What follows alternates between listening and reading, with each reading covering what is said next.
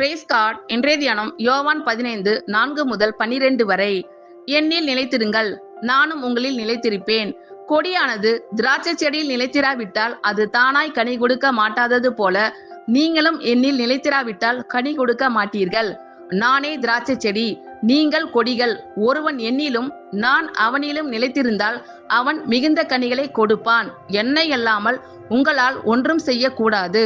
ஒருவன் என்னில் நிலைத்திராவிட்டால் வெளியே எரியுண்ட கொடியைப் போல அவன் எரியுண்டு உலர்ந்து போவான். அப்படிப்பட்டவைகளை சேர்த்து அக்கினியிலே போடுகிறார்கள், அவைகள் எரிந்து போம். நீங்கள் என்னிலும் என் வார்த்தைகள் உங்களிலும் நிலைத்திருந்தால் நீங்கள் கேட்டுக்கொள்வது எதுவோ அது உங்களுக்கு செய்யப்படும். நீங்கள் மிகுந்த கனிகளை கொடுப்பதினால் என் பிதா மகிமைப்படுவார். எனக்கும் சீஷராய் இருப்பீர்கள்.